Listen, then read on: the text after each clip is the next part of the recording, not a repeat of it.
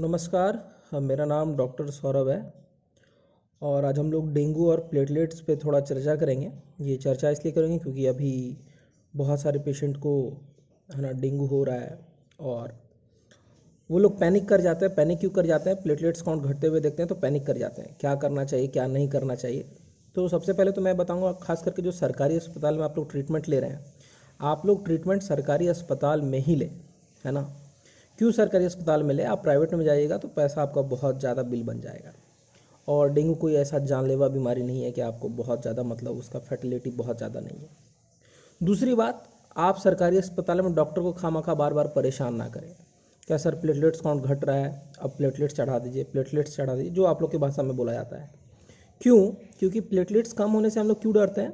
क्या spontaneous bleeding ना हो जाए, जैसे कि हम लोग के दिमाग में जो आर्टरी होता है वो ना फट जाए, या फिर कहीं विसरल ऑर्गन में कहीं पे कोई विसरा में स्पॉन्टेनियस ब्लीडिंग ना हो जाए, इसलिए हम लोग डरते हैं। तो बेसिकली वो डर कब पैदा होना चाहिए? वो डर तब पैदा होना चाहिए जब काउंट जो है वो 20,000 से कम हो, जो कि आपको रेयरेस्ट ऑफ रेयर, बहुत कम ऐसा डेंगू का केस होगा जहाँ पे आपको 20,000, 80,000, 60,000, 70,000 तक आता है और फिर वापस से वो खुद ब खुद अपने आप स्पॉन्टेनियसली, जैसे वायरल लोड कम होता है तो वो खुद ब खुद नॉर्मलाइज हो जाता है।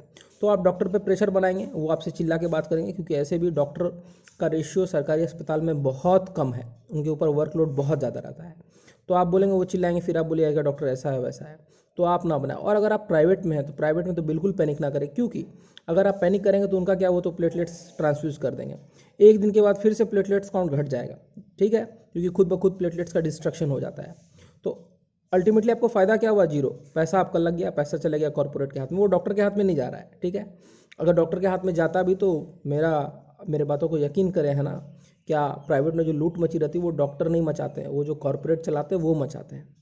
तो आप कभी भी डेंगू के पेशेंट में प्लेटलेट्स चढ़ाने के लिए डॉक्टर को बार बार फोर्स ना करें।